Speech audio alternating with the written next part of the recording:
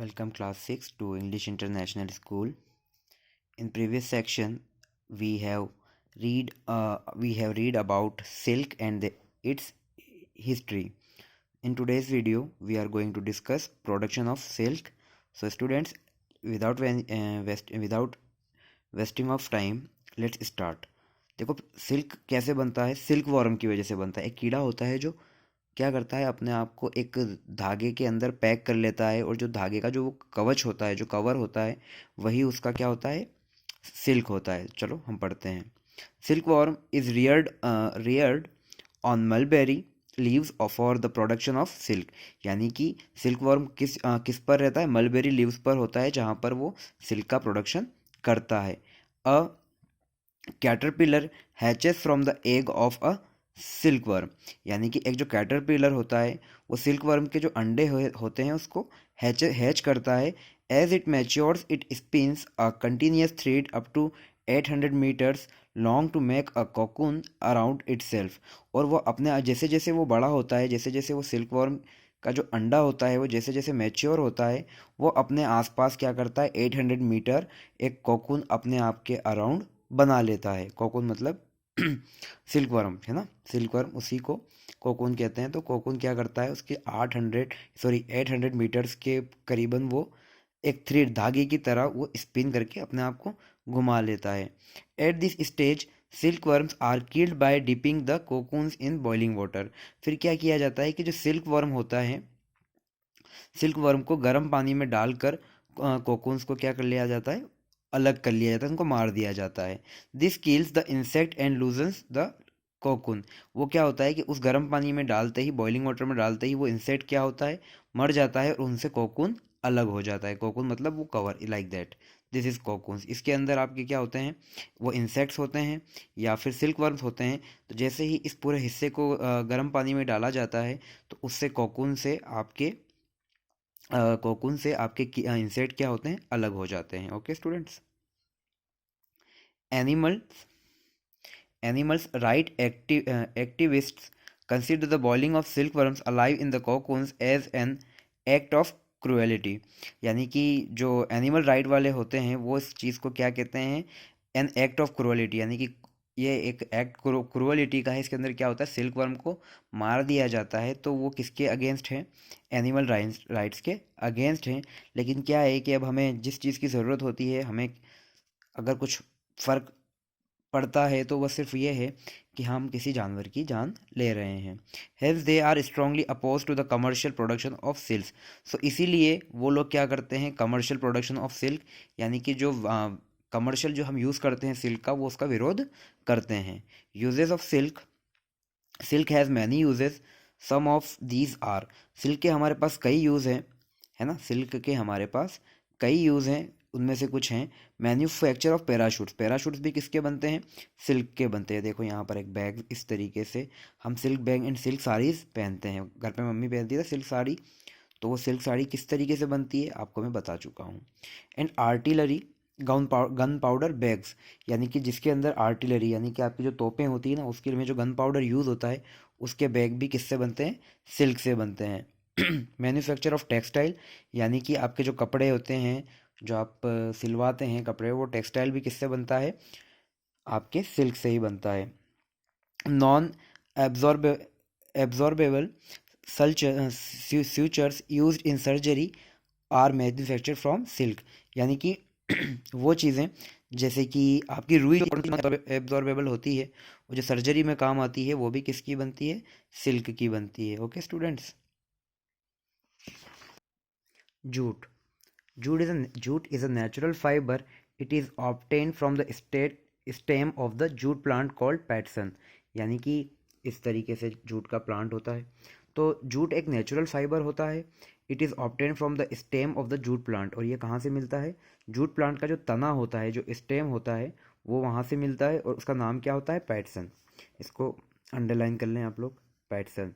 In India it's mainly grown in West Bengal, Assam and Bihar. ये कहाँ पर उगता है, वेस्ट बंगाल में, असम में और बिहार में इसका जो ग्रो होता है ये वहाँ पर होता है ना। It is one of the cheapest fibres. ये सबसे सस्ता फाइबर होता है, बिल्कुल सबसे सस्ता होता है। जूट जो होता है वो सबसे सस्ता फाइबर होता है। It has long shiny and soft fibres. It is, यानी कि ये कैसा होता है, लॉन्ग होता है, शाइनी होता है और बिल्कुल सॉफ्ट होता है। आपने देखा है ना, बोरी जो होती है आपकी, जो बोरी होती है वो काई की बनी होती है, जूट की बनी हुई होती है। It is biodegradable, degradable, durable and strong. ये क्या होता है, बायोडिग्रेडेबल होता है, यानी कि बिल्कुल इसको आप नेचुरल तरीके से काम में ले सकते हैं। ड्यूरेबल होता है मतलब काफ़ी लंबा चलता है, और काफ़ी स्ट्रॉन्ग होता है, मजबूत भी होता है। Thus it is utilised as to packing material. और ये किस लिए काम आता है, पैकिंग मटेरियल में काम आता है, लाइक दैट। देखिए यहाँ पर फोटोज़, रस्सी में काम आता है ना, बहुत स्ट्रॉन्ग होता है ना। आपके बैग्स में काम आता है। आपके जो ये डोरमेट होते हैं वो भी किसके बनते हैं, जूट के बनते हैं। Production of jute, the conditions necessary for the growth of the jute are as follows. यानी कि जो कंडीशन होती है जूट को उगाने के लिए, सबसे पहली है soil. Jute grows based in alluvial soil in the of the delta regions of the rivers like Ganga and Brahmaputra. Jute कहाँ पर ज़्यादा से ज़्यादा पाया जाता है, उस मिट्टी पर पाया जाता है जहाँ पर डेल्टा रीजन्स होते हैं, जैसे कि नदियों के किनारे। जो डेल्टा, जो मिट्टी का कटाव होता है ना, जो मिट्टी का कटाव होता है उसमें ज़्यादा उगते हैं। जो कहाँ मिलती है, गंगा और ब्रह्मपुत्र के किनारे जो डेल्टा रीजन होता है वहाँ पर इसे पाई जाती है। जब आप ज्योग्राफी पढ़ेंगे उसके अंदर आपको बिल्कुल बताया जाएगा कि डेल्टा रीजन क्या होता है।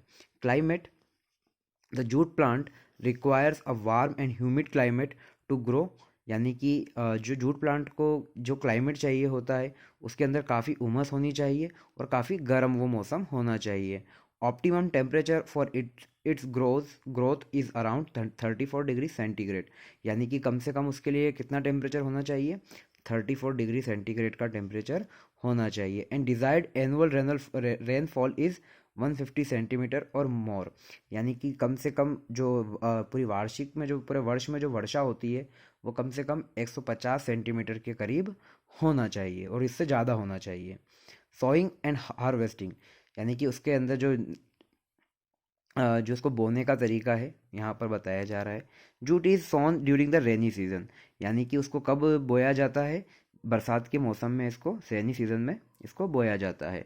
When the plant is 3-4 months old, यानी कि जब ये प्लांट जब होता है 3 से 4 महीने पुराना हो जाता है, इट बियर्स येलो फ्लावर्स, तो उसके अंदर पीले कलर के फूल आने लगते हैं। The stem is cut at the flowering stage because at this stage, अब क्या होता है कि जैसे ही ये वाली कंडीशन होती है, जब फ्लावरिंग वाली स्टेज आने लगती है तो स्टेम को क्या कर लिया जाता है, कट कर लिया जाता है। Because at this stage it's stem is tender and yields good quality fibre. और जैसे ही इस वाली कंडीशन में आएगा, फ्लावर आने लगेंगे, तो उस कंडीशन में क्या होगा, उसके जो स्टेम के जो तंतु हैं, जो रेशेज हैं, वो अच्छे से वहाँ पर निकलने लगेंगे। On maturation the stem becomes too hard and it's difficult to remove the fibre from it.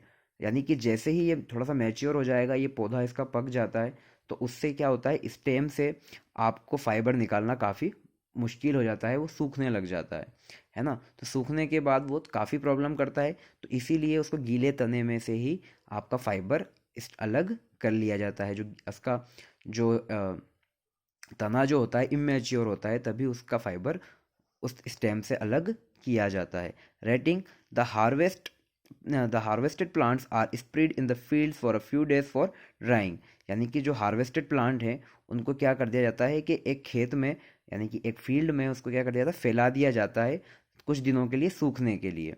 Most of the leaves dry and fall off the dried stalks are of jute and tied into bundles and soaked in water for a few days. यानी कि कुछ पत्तियां जो होती है उसमें से सूख जाती है और गिर जाती है।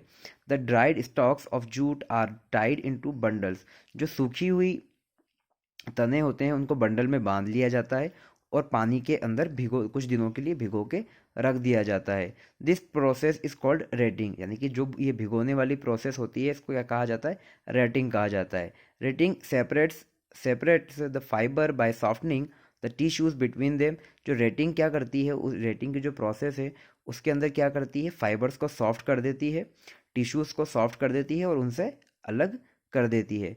Jute fibres are extracted from the retted jute by jerks and pulls off the hand, यानी कि फिर क्या किया जाता है कि जूट फाइबर को, रेटेड जूट को क्या कर दिया जाता है, जर्क और खींच कर और उसको झटके देकर क्या कर दिया जाता है, अलग कर दिया जाता है। This fibres are then dried and sent to mills in bundles where they are woven to form yarns to varied thickness, यानी कि फिर क्या जाता है, उसको फैक्ट्री में सेंड कर दिया, फैक्ट्री में पहुंचा दिया जाता है और उससे जो भी आपका मटेरियल जो भी बनाना है उसकी थिकनेस के अकॉर्डिंग उसमें यार्न्स में यानी धागों में उसको बदल दिया जाता है।